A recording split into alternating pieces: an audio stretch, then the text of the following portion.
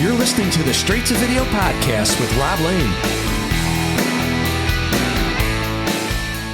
How's everyone doing? Hope you're good. It is time for another episode of the Straight to Video podcast, and today's chat was a super cool one for me, and I feel really grateful to today's guest for agreeing to come on the show. So this month marks, let me get this right, the 38th anniversary since the release of 3 of my all-time favourite films, all of which were released on the very same day in America, 14th of August 1987. Those films are The Monster Squad, Can't Buy Me Love, and the last one is a film called North Shore. It's a really fun surf movie starring Matt Adler from Teen Wolf and Flight of the Navigator, along with today's guest, the awesome John Philbin. North Shore is a film I always revisit, and it's got everything I love about an 80s movie. Imagine kind of a similar storyline to The Karate Kid, but with surfboards, but it's got a lot more going for it than just that. I got the chance to say hello to John earlier this year at the Sheffield HorrorCon, and he couldn't have been any cooler. It was great to chat a little about his role in North Shore at the convention, which I'm sure was a contrast to what he was there for, which was his roles in Children of the Corn and Return of the Living Dead. John had such an incredible ride during the 80s and 90s in the movie industry. Outside of the classics I've already mentioned, his CV also boasts being one of the dead presidents in Point Break, and also part of one of cinema's greatest ensemble movies, Tombstone. Today, John, much like his character Turtle in North Shore, he still loves to surf, but he can be seen back on our screens in the new found footage horror movie Strange Harvest, which is making waves in US cinemas right now, and I can't wait to see it. John was a lot of fun to chat to on today's podcast and was totally open about some of his struggles in the industry as an actor and coming to terms with his career path. Great to find him in such a cool place and headspace and just doing stuff he wants to do. You can connect with him on Instagram at johnphilbin_. And if you're a North Shore fan like myself, check out listentoturtle.com and the Listen to Turtle Instagram page as well. Right now though, sit back, relax and enjoy my straight to video hang with John Philbin.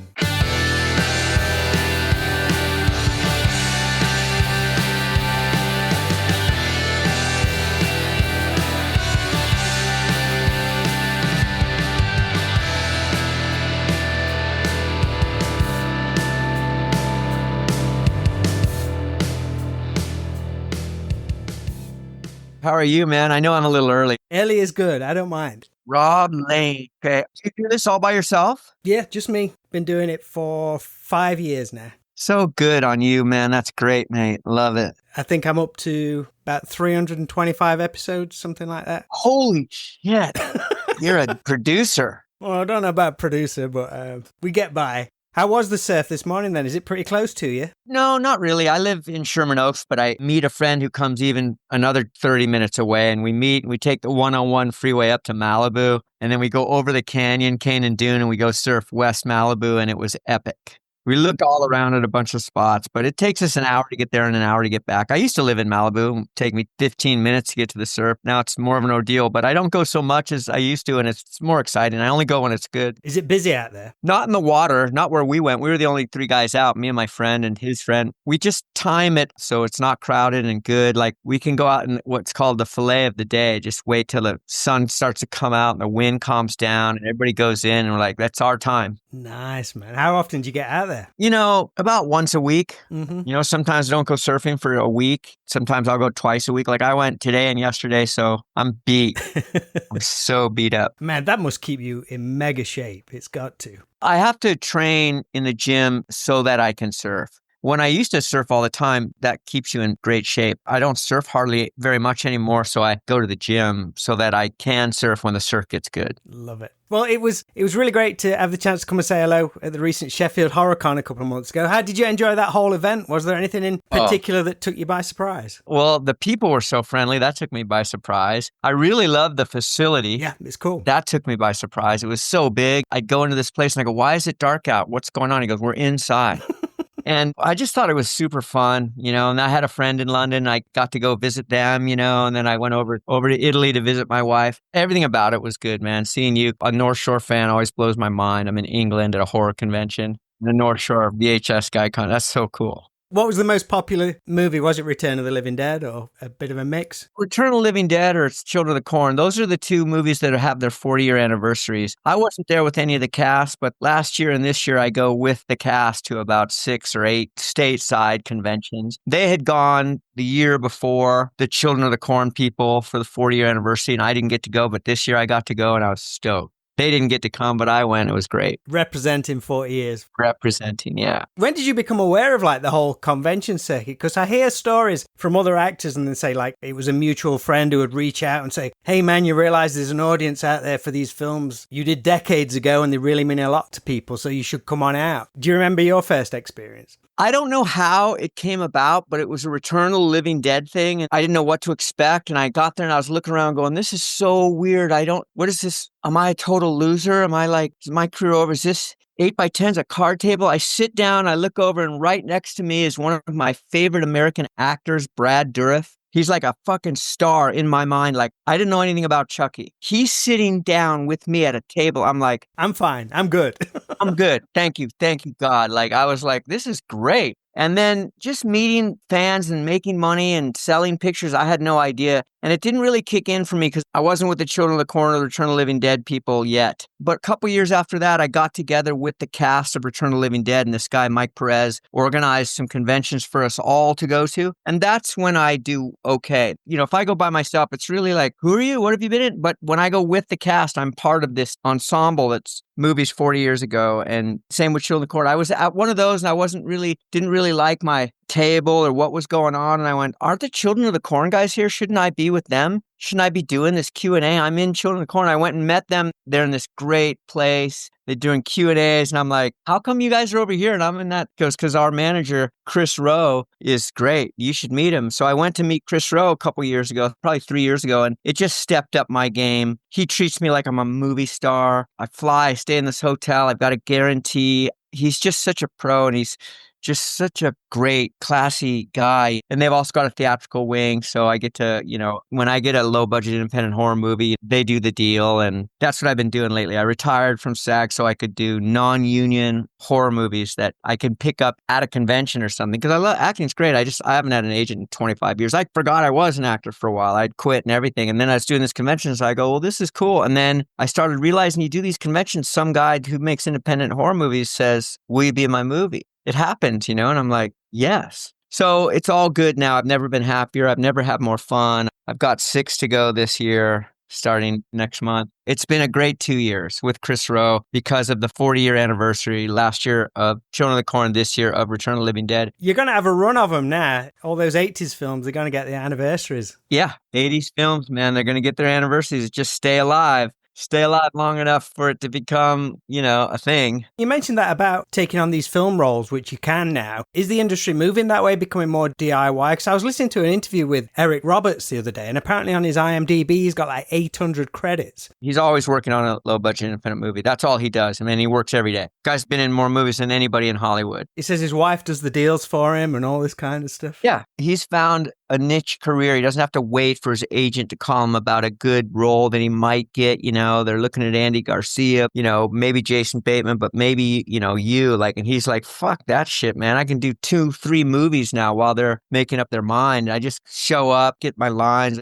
I'm Eric Roberts, you know, making a living, and he loves being an actor in professional movies. So that sounds great. That's what I want to do. I'll never be Eric Roberts, but I'll be John Philbin. I want to get these little independent horror movies going so that I can, you know, have fun. It's just about having fun for me now, right? So you are a West Coast native, born and raised? California, born and raised. You got this career that's intertwined your passions of movies, acting and surfing, which I think is all anyone can ask for, really, doing something you love and getting paid to do it. Looking back, could you ever seen yourself doing anything else, or was there any other career option at any point? Because I know you did theatre for a while, but was there ever a real job in the pipeline? Never. I work in restaurants like we all do at 16. I worked in a surf shop, which was was stupid. I was like so dumb. And kids that work in surf shops, they just have contempt for the clientele. They haven't learned about service yet. I didn't learn about service, till I was doing these. Now I try to be the nicest person, but service is what it's all about. How did you get the job at the surf shop? Did you have to apply an interview for it, or did you just walk in one day? I think I had to go in, like, I had a reputation. I was a surfer, and I had a reputation in the neighborhood, and this guy just talked to me and he hired me, and it was great. It was Kanoa Surf. Kip Jurger hired me and Tuzo Jurger for Kanoa Surf, and I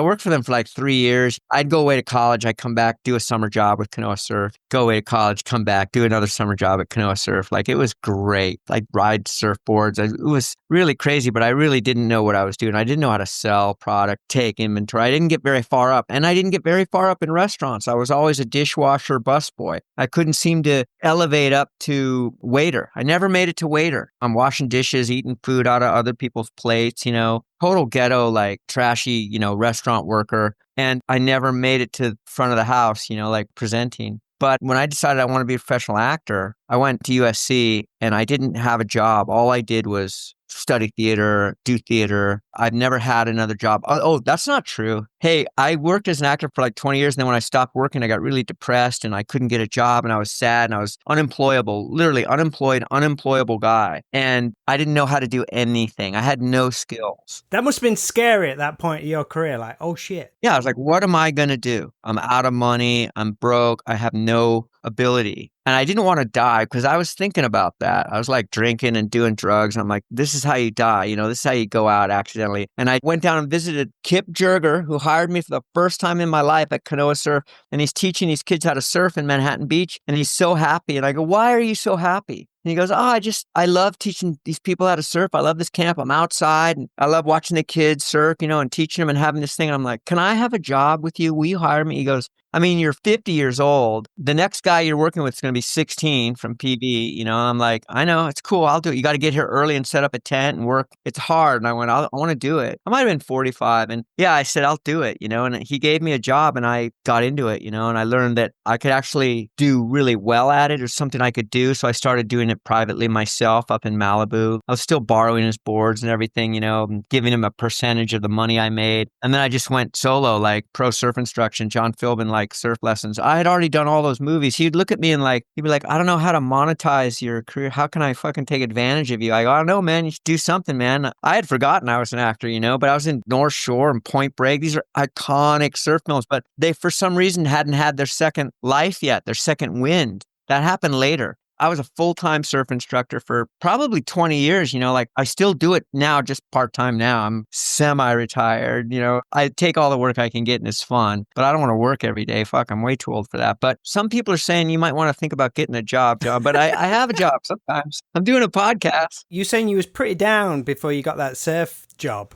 How did that affect your mental health? Was it a quick transition once you kind of found focus, or did it take a while? No, it took a while. I was definitely mentally ill. I was definitely depressed. The rejection got to me. I didn't have a lifestyle, and I reverted to my youthful behavior of drinking. Once I start drinking, then I do drugs, and all of a sudden I'm just a drug addict, alcoholic on the streets, just going to clubs, way too old to be going to clubs, just a loser. And I'm not like a high functioning alcoholic. So I either had to just completely quit, abstain, look for help. I needed help, and I got a lot of help. There's a lot of places to get help these days if you're headed in that direction, and I was definitely down. But when I got a job and I started, having to show up and being of service and making my own money and doing work paid, physical labor paid, and people loved it. Every once in a while I'd be surfing and someone would look at me and they'd be like, are you Turtle? And I would go, I played Turtle in a movie in the 80s. And I'm like, you fucking Turtle, bro. And I didn't think of myself that way, and I just kept my head down and just worked and worked and worked and worked and worked until that became a thing. And then I was like, you can get a surf lesson from Turtle or the guy from Point Break. Then it was like, thing. And I did that for another 5 years until my body just stopped I'm not advertising anymore. I can't do this anymore. I was so old. I was like 57, 58. I don't know, man. I was way too old to be doing it. It's a young man's game. Did you feel old, or just when you started doing the surfing, you was like, oh shit? My body felt so old. Not for the first 10 years. For the first 10 years, I was hardcore, 4 lessons a day, just a muscle, just like hardcore muscle, like I'm going to do another one just because I was into this new job. The adrenaline was like, let's go. Yeah, I'm like, I got to show up. It's a performance, like I got to show up, be me, teach these people something. I don't know what their history is, but I loved meeting the people and getting regular clients who were affluent and really interested. I had some wonderful clients. I still do some really wonderful, really smart, really interesting, successful clients who I admire and they want to surf with me, and I am lucky for that. I feel blessed for that. I hate that I just said that, but I did. And so, I couldn't turn it down. Now I'm older and I'm like, my shoulders are all ripped up. Now I only want to teach surfing maybe one day a week. That's it. I just can't handle it. But it's good. It keeps me grounded. It keeps me centered. I work for them. I'm an instructor. I show up, I supply them with an experience. I'm a high-end boutique experience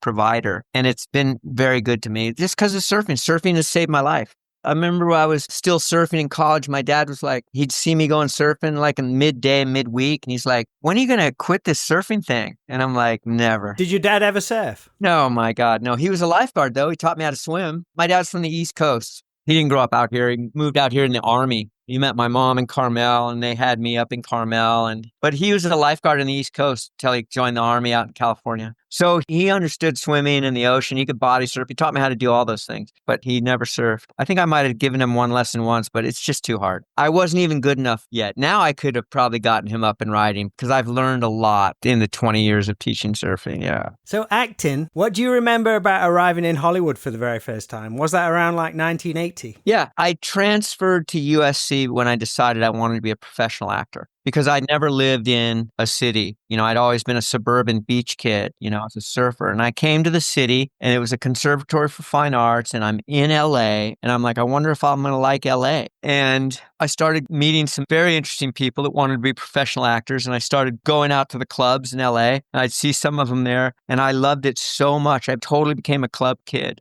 doing plays, going to USC and being a club kid at night. What was your favorite clubs? They don't exist anymore, but the Odyssey in the 80s, I lived for. So did a bunch of us, 1980, 81, 82, 83. We lived for this place and it was so much fun. LA was so much fun back then. The Whiskey, the Roxy, Seven Sleeves. It was so much fun. We had so much fun. Where was the Odyssey? It was on Beverly and 3rd, I think, or La Cienega and Beverly. It doesn't exist anymore. It got burned down. A gay poor shot the owner in the back of the head and robbed him and lit the place on fire. It was such a scandal. Such a scandalous place and a scandalous club, but I loved it more than anything. I lived for it for 3 years. It was fucking great. Now I go to New York, go to Danceteria and Peppermint Lounge and Tier 3 and like A7 and just all these clubs in New York. I was a club kid, total club kid. What was the music scene like at the time? I would imagine it being like a hotbed and mixing pot for all things like punk, new wave, hard rock. Punk and new wave, I didn't listen to hard rock, but punk and new wave,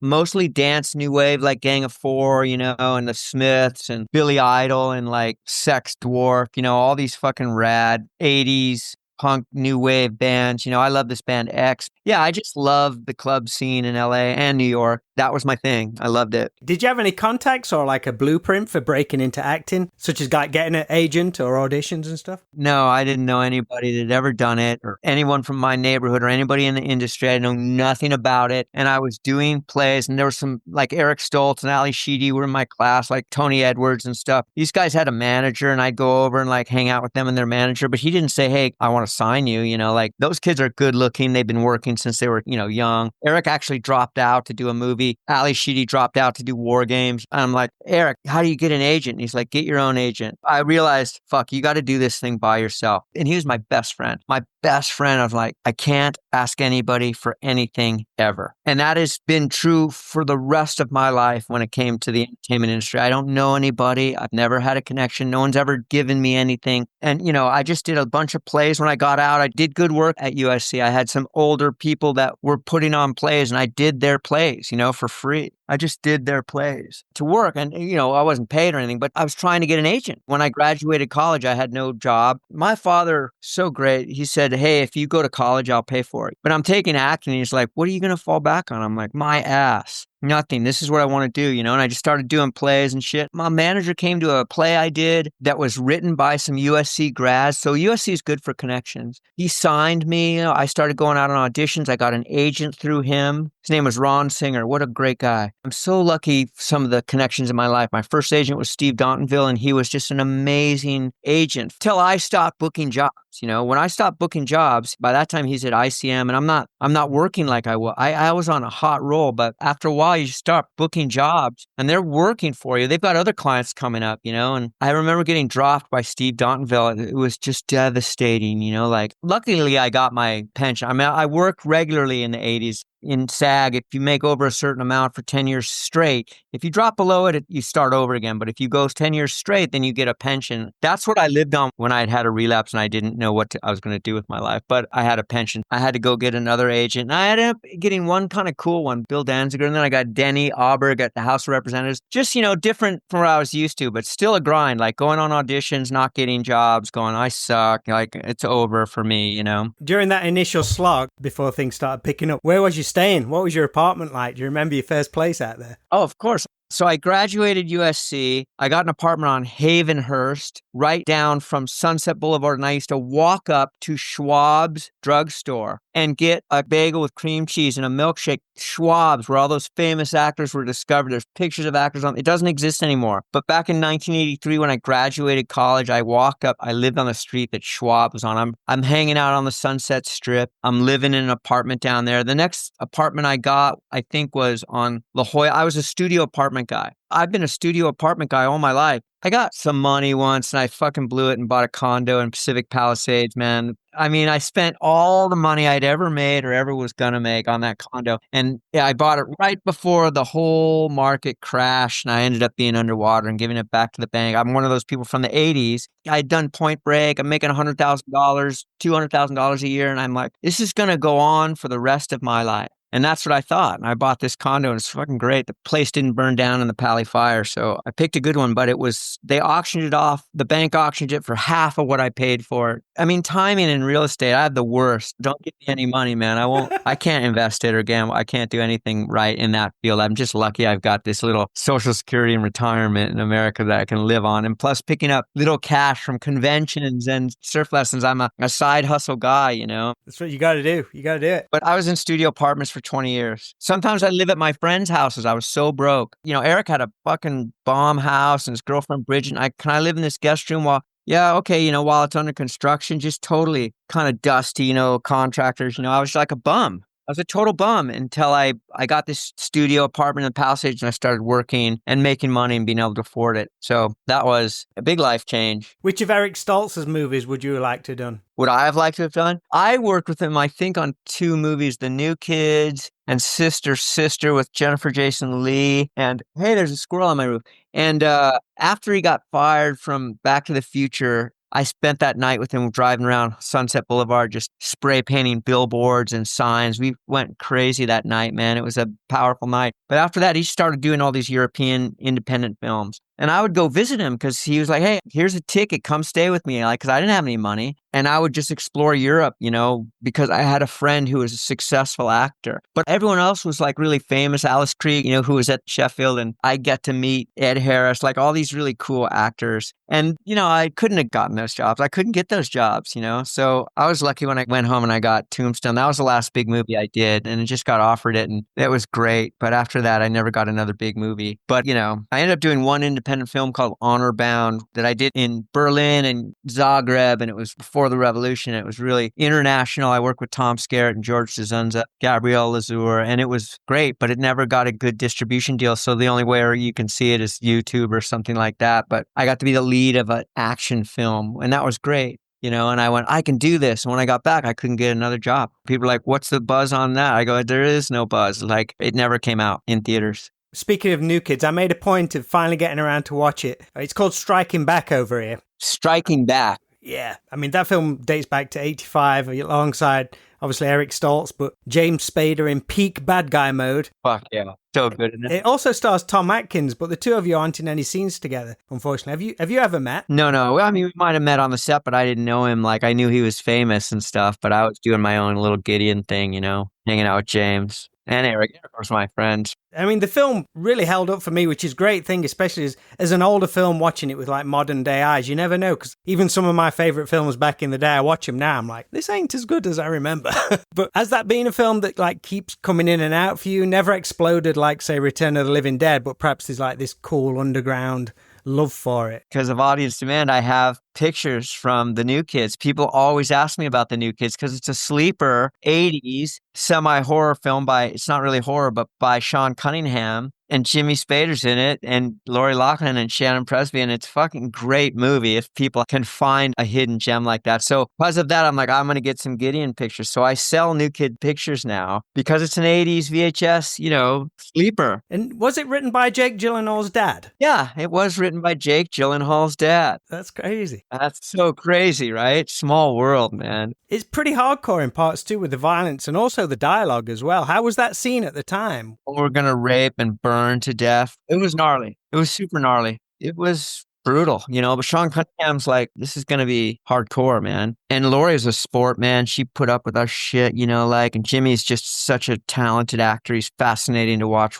And Shannon Presby, man, when he sneaks into Jimmy Spader's room and Jimmy's wearing blue Speedos and he gets on top of him and ties him up and fucking gags him and threatens him with the knife. It's so sexually erotic and violent. And it's like, whoa, it's a home invasion scene. And it just comes out of the blue. There's no other scene like it in the movie. It's so gnarly. And I was just like, whoa, this is racy, man. His whole character is great as well, because it's like in that kind of normal film, you'd think like the brother and sister would be like beat down all the time, but they can really handle themselves. It was kind of like a unique twist on the whole thing. Yeah, they started out with them training. That's how I got the job too. We all had to go to Florida and run obstacle courses, jump over things, sprint, roll around on the ground, shoot guns. It was really fun. They wanted people who could perform and, because it was an athletic movie, it was fun. The film was shot down in Florida. Do you recall if Santa's Funland was already a standing amusement park, or was it built especially for the movie? I have no idea. No? I have no clue. They might have found an old standing. It was in Homestead. So it wasn't Orlando. It was Homestead, Florida. But, there's so many amusement parks down there. Everywhere you look, there's an amusement park. So I don't know where they got it. It looks the business, though, for sure. Your run of like classic films now, it continued with Return of the Living Dead, which I think it's a film that grows with us. We all rented it on video and love like the gross outness of it. And then as we rewatch it and get older, we pick up more on like the subtle hints of humor. Kind of like Ghostbusters. You see Ghostbusters as a kid and, oh, this is great. It's action-packed. It's got ghosts. And as you get older, you pick up on all the little layers in it and things like that. So that's kind of how I see Return of the Living Dead. But your character of Chuck is kind of like the odd man out in the group of punks. Was he always portrayed that way in the script, or was that your vision of him? That's how he was portrayed. He was a nerd, he's like new wave. Everyone else is punk. He's like new wave. He's got a stupid haircut. He can't get the girl he wants. He says all these dumb things and everybody makes fun of him. He doesn't get any respect, until the end, because he's pretty good, in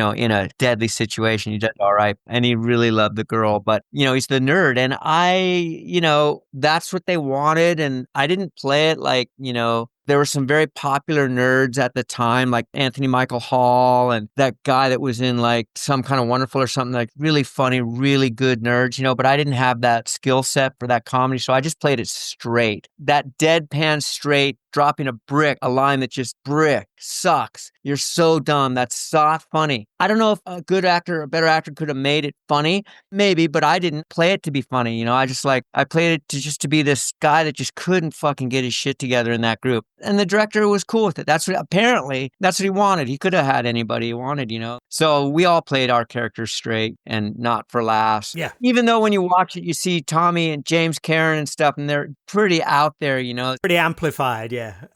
Like this job. I mean, it's fucking watch your mouth if you like this job. Like this job. I mean, they're dying. It's so fucking funny. You mean the movie lied? I mean, That movie has grown immensely, and it's so layered, and it's layered because Dan O'Bannon wrote a fascinating script, and he hired these people to play it straight, and it turned out to be so different, and the fucking zombies and the tar man, it was just great. I loved it. And Dan O'Bannon is a genius, man. So I was really lucky to get in that one. Lightning in a bottle. We never thought that was going to be anything. Then a film which I love dearly, and I know is one of your proudest moments, 1987's North Shore, in your role of Turtle. It's my go-to when people ask for a recommendation of a great off-the-radar 80s movie. Weirdly, it was released on the very same day as two of my other favourite films, The Monster Squad and Can't Buy Me Love, released on exactly the same day. Wow. And 14th of August, 1987. So as we speak, we're about to hit 38 years in a couple of days. And that's exciting. Yeah, Can't Buy Me Love, man. I loved that girl and that guy. I mean, that was so bitchin', that movie. Tell me what Monster Squad was. Monster Squad was like the Goonies meets all the Universal monsters. How cool. That slipped under my radar. That's too bad. But Can't Buy Me Love was a big, cool hit. Like, I loved it, man. Amanda Peterson, I want to say her name was. Yeah, that's right. Yeah, what a star. She died too young. But yeah, that was something beautiful about that. The 80s, so naive and sweet and sincere. Like, until Heathers came out, 80s were sincere. Do you remember anything about the opening of the film and getting to see it for the first time, North Shore? I didn't get to go to the screening. I was doing something else. My friend Matt Adler went, but I bought a ticket and went to it in Westwood on a big screen. And I was like, shit, this is so colorful and big. Is this terrible? I'm like, my performance is so big. And my agent's like, no, this is good, man. You did good. I was like, I don't want to be, people think I'm like just a dumb surfer, because I tried so hard not to be a dumb surfer. But when that movie came around, I'm like, I need to be in this. I am a surfer. And this guy's not dumb, and it's not a comedy. I'm not going to do it like some dumb, I'm not Spicoli, man. This guy's for real.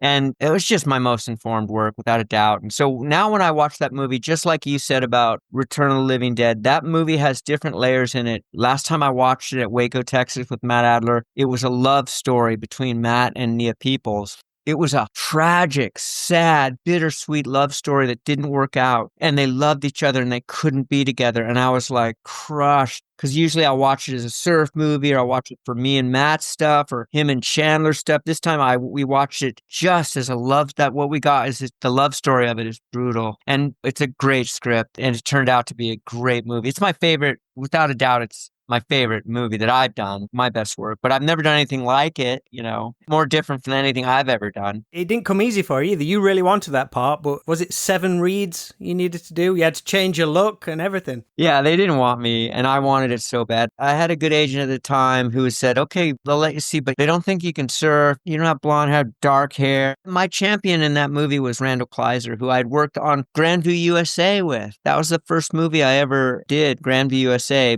I did Children of the Corn so I could prepare for Grandview USA. And I did really good work in Grandview USA, and I love that movie. Talk about an 80s sleeper with a great cast. Patrick Swayze, Jennifer Jason Leigh, Carol Cook, John Cusack. It was awesome. C. Thomas Howell, Jamie Lee Curtis, I don't know what happened to her. Jamie Lee Curtis.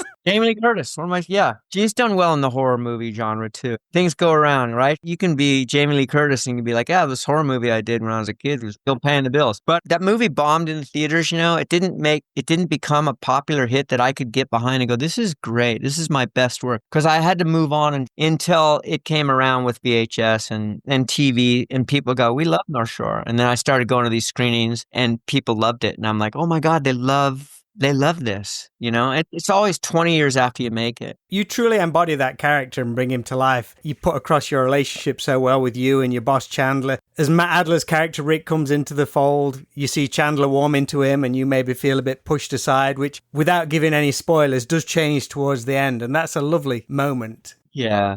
I was so informed and so in love with Matt and Gregory Harrison and the North Shore. I was so in love with it. I was just full of real feelings and real energy during that movie because of the North Shore. It meant so much to me as a surfer. And I was a method actor. I'm like, I'm embodying these characters. I'm this person. I went to school on this guy, Brian King, who, invented the character, I guess. They wrote it about him, kind of for him in a way, but he's not an actor, so I got to play my version of him plus Charlie Walker, who's a sander. And I was just, so into the environment. I wanted to be the best thing I could ever be. Eat, sleep, and breathe that. And I couldn't appreciate that movie for easily 25 years. I couldn't appreciate it because I had to move on and think about other things. The movie was not a hit. We got made, a lot of people made fun of us. I'm like, I don't want to get made fun of. I hate surfers, like I love surfing. But surfers are brutal, man. They fucking make fun of you for any little thing you might do that stands out. If you stand out at all in anything, you a target, and they're funny, they're brutal. But I couldn't appreciate it then until 25, 30 years later. And now me and Matt, we love it. Just embrace it. I've embraced it. I used to,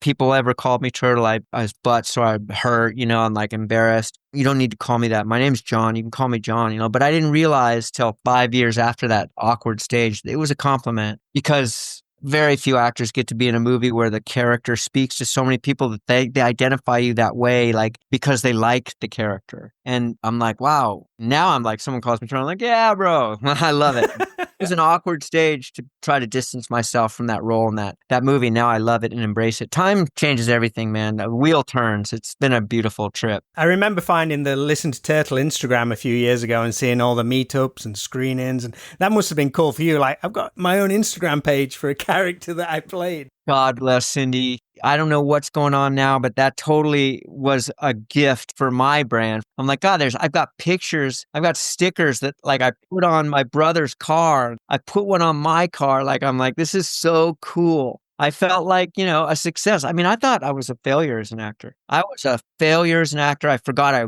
was an actor for a while. I was just doing something else, working as a surf instructor, didn't even forgot I was in was in Hollywood movies for a while. And then because of VHS and cable and whatever, those movies came around and audiences grew to love them. And I tapped into that love and I went, wow, I was actually lucky. I was a bitter unknown and thought I'm a failure has-been, but went from fuck Hollywood, I'm a failure, loser, has-been, and I hate Hollywood, to I'm so grateful I got a shot at making these movies that mean so much to me and people love them. And I'm not a failure. I'm lucky. I'm grateful and I'm lucky. And that's where I am now. And I went 180-degree turn on that. I mean, I'd happily sit here and talk to you for an hour about just Return of the Living Dead, but we could just talk about New Kids and obviously Point Break, which even though it came out in the early 90s, me and my buddy Chris consider it the last great movie of the 80s. That's right, man. It did have an 80s LA vibe, man. That was a great movie. I just went to it with one of the actors, Bo Jesse Christopher. We were bank robbers, dead president surfers, and we just went to it at Hollywood Forever. I showed it on a big screen. There's like thousands of people there, sold out, like outside at night in a cemetery, in a graveyard, and people just loved it. And I loved it. Catherine Bigelow, the genius of Catherine Bigelow, and Keanu Reeves and Patrick Swayze. Just everybody is so cool in that film. Everybody. Oh, Lori Petty. Yeah. To watch those people and just go, God, these people are great. I loved it. Is there any other project which you're particularly proud of, which you think needs some light shone on it? I mean, you've produced surfing movies like Chasing the Dream. That's true. That is a brilliant documentary about a very niche group of surfers down in Orange County that are hard, It's a huge culture, competitive surfing in Orange County. It's where the apparel industry of surfing and board making has come from. And it's a business. And this guy really saw behind it and said, they're training these kids to be professional surfers. The parents are involved. These are high school kids trying to travel around. They all want to become a pro surfer. And that's almost impossible. You're just watching these kids wondering who to root for. It could have been a TV series. It was Friday Night Lights. It could have been a lot of things. And it was really good. It didn't get the distribution it deserved. And I think that's a great movie. And I was honored to have a producer credit on it. But I got to be in a movie called Undateable John that is like I trained my whole life for it. It's about drug addiction. And look, I play a surf instructor who's in recovery from drug addiction. And it's so fucking me. It's so great. The movie's not all that good, but the stuff I get to do, the things I get to say, and some of the scenes, it's very inconsistent, but some of the scenes, I'm like, that's great, but it's hard to sit through that movie. Like, who do you root for? Nobody's cool. Nobody's a winner. These are all losers. And that's what the deal is in LA. When you can't get sober and you're bouncing in and out of programs, you can't get your shit together, you're making bad decisions. A lot of bad decisions made, but it was a great, Joan Jett does the soundtrack and she's awesome. And wasn't it put out through Joan Jett's label? Yeah, put out through Joan Jett's label. Her manager produced it and she's in it. And she's great in it. Margaret Cho's in it. That's amazing. Stella Warren, Daryl Hannah's in it, Tom Arnold. And I'm like, these guys are great. I really love that movie. Sin Posner wrote it and produced it, and she's such a good writer. And she let me play a version of myself, and I've never gotten to do that in a movie. I've never gotten to do that. It's comedy, I think there's some scenes in that movie that I really love. I wish everybody would see Undateable John, but they're not going to. But I'd love people just to be calling me Undateable John. But he's such a good character. I loved it. And you've returned to horror recently with the film Strange Harvest, which I've only seen the trailer for, but it looks great. Has it just come out in the States? Just came out. Stuart Ortiz wrote it, directed it, one of the producers. He realized he kind of had caught lightning in a bottle. I mean, he made this movie for nothing, and he put it together, and his style is so confident and together. He did this found footage faux documentary style. And, he invented this killer and this sci-fi kind of horror thing, and it's really good. I'm going to see it again in a theater because it's playing in theaters right now. It just came out this week. It's playing in theaters, and then he sold it to like Hulu or some big company. So he made good money. That's every horror movie guy's dream. You make a low budget independent horror movie, and it's so good. The reason he sold it, he went to these festivals, and you have to pay to go to festivals. You bring your film and you submit and you get accepted. You got to pay for that, and do talks, and audiences grow to like it. You get good press. All of a sudden you're a darling on the horror convention circuit, and you sell it. And that's what he did. And now it's out in movie theaters. I mean, it's in big screens. I'm like, I'm going to go see it on a big screen. I never get to meet a movie that's on a big screen. I just do a cameo, and it's not even a cameo because I knew him, and he was a friend of a friend, and I just said, yeah, I'll do it. And I'm like, now the movie's a big hit. I'm like really happy for him. And what can you tell us about Trash's Revenge? Something of a sequel to Return of the Living Dead, or at least a continuation of Linnea Quigley's iconic character. That's right. I got asked to do a little promo for that when I was on my honeymoon in Bali, Indonesia, and I did it from my bed. I played a version of Chuck, like, I'm not working with that girl ever again. I had my shirt off, I'm in bed, and they went, oh, that's funny. I've never seen that footage anywhere. I don't know what they did with it. I don't know what they're doing with it. And then, of course, 6 months later, I get called, hey, do you want to do these scenes? We're shooting Trash's Revenge, actual movie, like it's in downtown LA. You're working with Miguel. And I'm like, yeah, where do I go? It's a low budget independent movie, and I get to play Chuck, older, but there's time traveling, so who knows what version of me I'm in. It's meta. Okay. It's very meta. There's zombies. My name's Chuck. I'm working with Miguel Nunez, and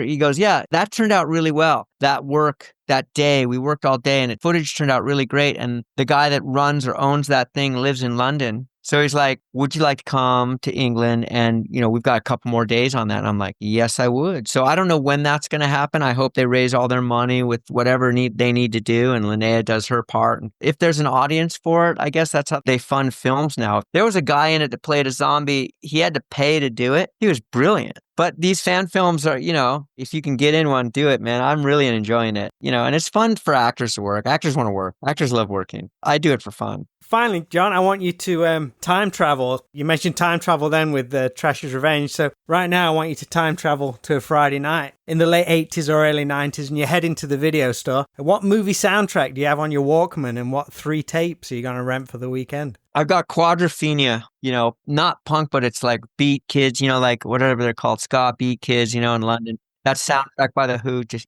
loved it, man. Quadrophenia, fucking, I was like, oh my God. I've got that blasting because that's a movie soundtrack. That's a great album. And then I'm going to go rent for sure Network. Patty Chayefsky wrote Network. Robert Duvall's in it. It's like, I'm mad as hell and I'm not going to take it anymore. Faye Dunaway. It's a brilliant indictment of the news, of network news that has become true. There's lots of stuff like that. Like, holy shit. Yeah. Brilliant people who can see the trends, see where this is going. So I'm renting Network, I think the best movie of its time. I'm renting 3 Days of the Condor, which is a good CIA thing with Robert Redford. And I'm renting another Robert Redford film, if I can find it, called Downhill Racer. Downhill Racer is my favorite movie. Miller's Crossing is my favorite movie, but that's the 90s. But that's my favorite movie of all time. Behind that, in the 80s, I really like Network, Downhill Racer, and 3 Days of the Condor. And those are the movies I'm looking for. Sweet. There's some for me to check out. Do you remember the first time seeing your own film on the video shelves? Yeah, I think it was Grandview USA in a VHS with Jamie Lee Curtis and Patrick and Thomas Howell in it. Those 3 guys got the cover. I think I might be in the background, like in this little scene where I cry on the back of the cover. I'm wearing a brown shirt with Jamie, like, and I'm really sad. And I go, look, I'm on the fucking cover. And then Children of the Corn, they both came out the same year, I think. And Children of the Corn, I'm on the back cover with my shirt down at night with a pentagram. Say, look at this dude. I'm in these movies and I'm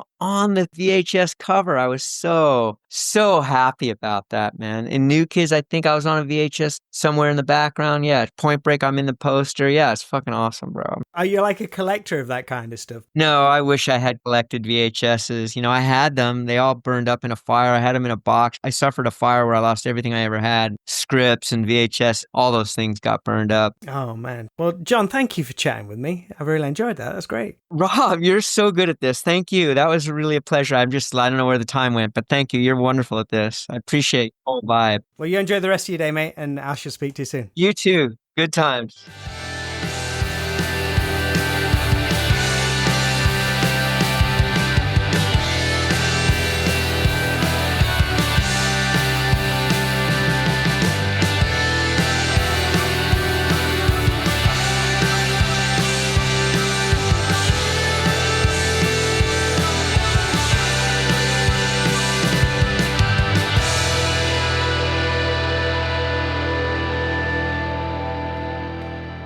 Massive thanks to John Philbin for spending some time with me right here on the Straight to Video podcast. Such a thrill to connect and hear some of his great stories of his time in Hollywood.